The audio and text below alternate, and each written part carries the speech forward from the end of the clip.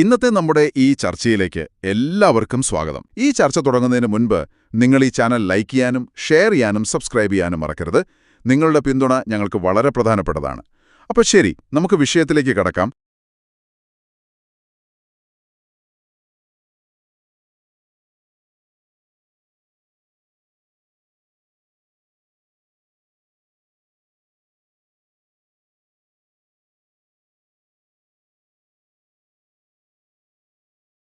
Muhammad bin Abdul വഹാബിന്റെ ഈ വാദങ്ങളൊക്കെ ഇവിടെ കെട്ടയച്ച് ഇറക്കിയത് വഹാബികൾ എന്ന് പറയുന്ന കൂട്ടരാണ്.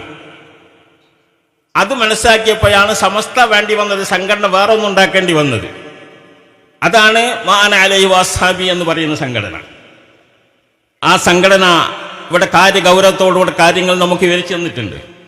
അവരെഴുതിയിട്ടുണ്ട്, അവർ പ്രസംഗിച്ചിട്ടുണ്ട്, എല്ലാ കാര്യങ്ങളും നമുക്ക് വിശദമായി നൽകിയിട്ടുണ്ട്. എത്രത്തോളം എന്ന് പറഞ്ഞാൽ വഹാബി പ്രസ്ഥാനം അതുമായിട്ടൊരു ബന്ധവും പാടില്ല, അവരുമായിട്ടൊരു ബന്ധവും പാടില്ല. തർക്കുൽ മുവാലാത്ത്, അവരോട് ഇടപാടുകൾ പാടില്ല, വിവാഹബന്ധം പാടില്ല, സലാം പറയാൻ പാടില്ല, മയ്യത്ത് നിസ്കരിക്കാൻ പാടില്ല എന്നൊക്കെ പറഞ്ഞിട്ടുണ്ട്. അതൊക്കെ നമ്മളെ കുട്ടികൾ പഠിപ്പിച്ചിട്ടുണ്ട്. അതൊക്കെ ഗൗരവത്തോടു കൂടെ തന്നെ നമ്മൾ പോന്നു. അതോടുകൂടെയാണ് വഹാബി പ്രസ്ഥാനം ഇവിടെ ഉണ്ടാക്കിയ കാലത്ത് വളരെ ശക്തിയായിട്ട് വളർന്നിരുന്നു. നമ്മളെ ആളുകളൊക്കെ പേപ്പിക്കുന്ന കാര്യത്തിൽ അവർ മുൻപന്തിയിൽ മുന്നോട്ട് പോയി. ഈ സാഹചര്യത്തിൽ സമസ്ത ഉണ്ടാവുകയും ജംഇയ്യത്തുൽ ഉലമ സംഘടിച്ചുകൊണ്ടുണ്ടാക്കുകയും പണ്ഡിതന്മാരൊക്കെ അതിന് നേതൃത്വം കൊടുക്കുകയും ചെയ്തപ്പോൾ അവർക്ക് മുള ഉണങ്ങി താഴോട്ട് പോയി. നമ്മളെന്താ പറയുക, നമ്മുടെ മുജാഹിദുകളിലൊക്കെ ഉണ്ട് ചില ആളുകൾ, ജമാഅത്തെ ഇസ്ലാമി മുജാഹിദുകളിലൊക്കെ പെട്ട ചില ആളുകളുണ്ട്. നബിദിനത്തിന്റെ ചോറൊന്നുമില്ല, ഓണത്തിന്റെ ചോറ് തിന്നൂല എന്നല്ല, ഓണത്തിന്റെ ചെമ്പിൽ ഒരു മണി പോലും ബാക്കിയൊക്കെ തിന്നും ചെയ്യും. ഈ മതം ഏതാണ്? എനിക്കിത് ഏത് നബിദിനത്തിന് കൊന്നാ പോലും നബിദിനത്തിന്റെ ഒരു ചോറിന്റെ ഒരു മണി തിന്നൂല. ആ ചോറിന്റെ മണി വീണ അത് എടുത്ത് കട്ടിക്കാതെ. ഞാൻ അത്ര ഉറച്ച മുജാഹിദാണ്. എന്നാ ഹൈന്ദവരെടുത്ത് പോയിട്ട് പറയണതല്ലോ, ഒരു മണി വറ്റ് പോലും ഉപേക്ഷിക്കാതെ ഓണത്തിന്റെ ചോറ് ഞാൻ തിന്ന് പള്ളർച്ചിരുന്നു. ഈ ബേജാറാണ്. ഇതിന്റെ ഇരട്ടത്താപ്പിന്റെ മുഖമേ, നിന്നെ എന്ത് പേരാ വിളിക്കേണ്ടത്? ജംഇയ്യത്തുൽ ഉലമ ഇവിടെ ചെയ്യേണ്ടത് ഒരു പുത്തനാശയത്തെയും ഒരു പുത്തൻ പ്രസ്ഥാനത്തെയും മക്കൾക്ക് പുതിയാപ്പിള എടുത്തു കൊടുക്കുമ്പോ മുജാഹിദാണോ എന്ന് ചോദിക്കണം, ജമാഅത്തെ ഇസ്ലാമിയാണോ ചോദിക്കണം. കൊടുക്കരുത്. പൈസ ഉണ്ട്, കുറച്ച് പൈസ ഉണ്ട്, എന്തായാലും ആയിക്കോട്ടെ പറയരുത്. രണ്ട് ആശയങ്ങൾ തമ്മിൽ യോജിക്കുകയില്ല, പിന്നെ അതുകൊണ്ടുള്ള ബുദ്ധിമുട്ട് ചെറുതല്ല. ബഹുമാനപ്പെട്ട സമസ്ത കേരള ജംഇയ്യത്തുൽ ഉലമയുടെ നമ്മൾ ആദരിക്കുന്ന പണ്ഡിതനാണ് ശൈഖുന ശംസുൽ ഉലമ. ശംസുൽ ഉലമയാണ് പറഞ്ഞത് പുത്തനാശയ പ്രസ്ഥാനക്കാരോട് സലാം പറയരുതെന്ന്. ഞാൻ ഇന്ന് ആലോചിച്ചു, ഈ കാലത്ത് നടക്കൂ? നമ്മളെല്ലാരും സലാം പറയാൻ തുടങ്ങി, നമ്മളെല്ലാം പൊരേലവർ വരാൻ തുടങ്ങി, നമ്മളോടൊക്കെ നല്ല ഇടപെടലായി, നമ്മളെ മക്കളൊക്കെ മുജാഹിദായി. ഈ നാട്ടിക ഉസ്താദിനോട് ചോദിച്ചിരുന്നു, ആ എന്താ ഉസ്താദെ നമ്മളെ കൂട്ടത്തിലുള്ളൊക്കെ മുജാഹിദായി പോന്നേ, മുജാഹിദ് എന്താ സുന്നിയാവാത്തേ? നാട്ടിക ഉസ്താദ് പറഞ്ഞൊരു മറുപടി ഉണ്ട്, ആരോഗ്യം പകരൂല, രോഗേ പകരൂ. ആരോഗ്യം പകരൂല, രോഗം പകരും. സൂക്ഷിക്കണം. ബിദ്അത്ത് ഒരു വലിയ വിഷയമാണ്, ബിദ്അത്ത് ഒരു വിഷയമാണ്. ഇവിടെ നമ്മളൊക്കെ ഒരു കാര്യം മനസ്സിലാക്കേണ്ടത്, ഇതിന്റെ മുമ്പ് ഈ ലാഞ്ച് ഇതിന്റെ ഉദ്ഘാടനവുമായി ബന്ധപ്പെട്ട് സ്വാഗത സംഘം മീറ്റിംഗ് നടന്നിരുന്നു. നമ്മുടെ പക്ഷത്തുള്ള നേതാക്കന്മാരൊക്കെ ബഹിഷ്കരിച്ചിരുന്നു. ചാനലുകളൊക്കെ വിഷയം വന്നതുമാണ്.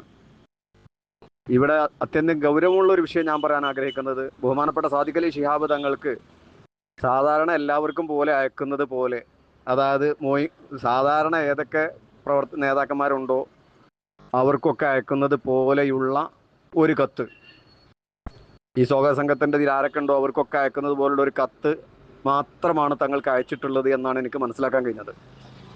മുൻകാലത്ത് അങ്ങനെ ഒന്നും ആയിരുന്നില്ല. ബഹുമാനപ്പെട്ട പാണക്കാട് തങ്ങന്മാരോട് വിളിച്ചിട്ട് തന്നെ പറയും, അവർക്ക് ഒഴിവില്ലെങ്കിൽ ഒഴിവുള്ള ദിവസം വെക്കും.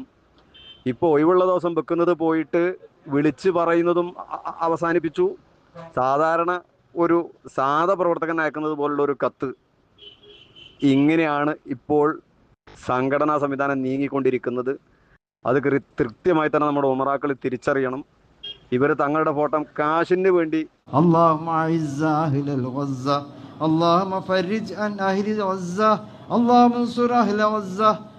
اشف مريضهم اللهم اقبل شهيدهم اللهم ارحم ميتهم اللهم اشف مريضهم اللهم اقبل شهيدهم اللهم ارحم ميتهم اللهم اجعل لهم وللمسلمين فرجا قريبا يا الله. اللهم فرج عنا وعن جميع المسلمين في كل مكان جميع البلايا والأمراض. ربنا هب لنا من أزواجنا وذرياتنا قرة أعين واجعلنا للمتقين إماما. ربنا آتنا في الدنيا حسنة وفي الآخرة حسنة وقنا عذاب النار. ربنا تقبل منا دعاءنا إنك أنت السميع العليم وتب علينا إنك أنت التواب الرحيم. آمين آمين برحمتك يا أرحم الراحمين. അസ്സലാമു അലൈക്കും വറഹ്മത്തുള്ളാഹി. ഷെഫീഖെ, ഇത് സംഭവം എന്താന്ന് ചോദിച്ചാൽ പറയേണ്ടത് ഫറജൻ എന്നാണ്, ആശ്വാസം എന്നാണ് അതിൻ്റെ അർത്ഥം. ഫറജൻ, ഫറജൻ, റായിന് ഫത്തഹ്. മൂപ്പര് പറഞ്ഞത് ഫർജൻ എന്നാണ്. ഫർജ് നിങ്ങൾക്കറിയാലോ എന്തിനാന്ന് പറയാന്നുള്ളത്. അപ്പോൾ സംഭവം എന്താണെന്ന് ചോദിച്ചാൽ അതിഭീകരമായ രൂപത്തിൽ അർത്ഥം മാറും. ഒരു ഹർക്കത്ത് മാറിക്കഴിഞ്ഞാൽ, ഫത്തഹോ കസറോ സുക്കൂനോ ഒന്ന് അങ്ങോട്ടും ഇങ്ങോട്ടും മാറിക്കഴിഞ്ഞാൽ അതിഭീകരമായ രൂപത്തിലാണ് അറബി ഭാഷയിൽ അർത്ഥം മാറുക. അപ്പം ഫറജൻ എന്ന്, ഫലസ്തീനികൾക്ക് നീ ആശ്വാസം നൽകണേ എന്നുള്ള രൂപത്തിലുള്ള പ്രാർത്ഥനയാണത്. ആ പ്രാർത്ഥനയാണ് നീ ഫർജ് കൊടുക്കണേ എന്ന് പറഞ്ഞിട്ട് പ്രാർത്ഥിച്ചത്. എന്താ ചെയ്യുക റബ്ബേ, ഇങ്ങനെയാണ് ഇയാളെ സ്ഥിതി. എഴുതി വായിച്ചിട്ടും കൂടി അത് വായിക്കാൻ എന്താന്നുള്ള അറിയില്ല. മൂപ്പരാണ് ആഗോള ഇമാമ്, അല്ല എന്താണ് കാദി, എന്താ പറയാ, അല്ലാഹു അഅലം. ഇതാണ് സ്ഥിതി. ഫറഹൻ അല്ല, ഫറജൻ എന്നാണ്. ഫറഹൻ എന്ന് പറഞ്ഞ സന്തോഷം എന്നാണ് അർത്ഥം. ഫറജൻ എന്ന് പറഞ്ഞാൽ ആശ്വാസം എന്നാണ് അർത്ഥം. ഇത്തരം വാർത്തകളും വിശേഷങ്ങളും അറിയാൻ ഞങ്ങളുടെ ചാനൽ ഉടൻ തന്നെ സബ്സ്ക്രൈബ് ചെയ്യുക, ലൈക്ക് ചെയ്യുക, ഷെയർ ചെയ്യുക. ജനങ്ങളിലേക്ക് എത്തിക്കണമെന്ന് നിങ്ങൾ ആഗ്രഹിക്കുന്ന വാർത്തകളും വിശേഷങ്ങളും പ്രമുഖരുടെ പ്രഭാഷണങ്ങളും ഞങ്ങളുടെ വാട്സപ്പ് നമ്പറിലേക്ക് അയച്ചു തരിക. നന്മ വളരട്ടെ, തിന്മക്കെതിരെ നമുക്കൊരുമിച്ച് നിൽക്കാം.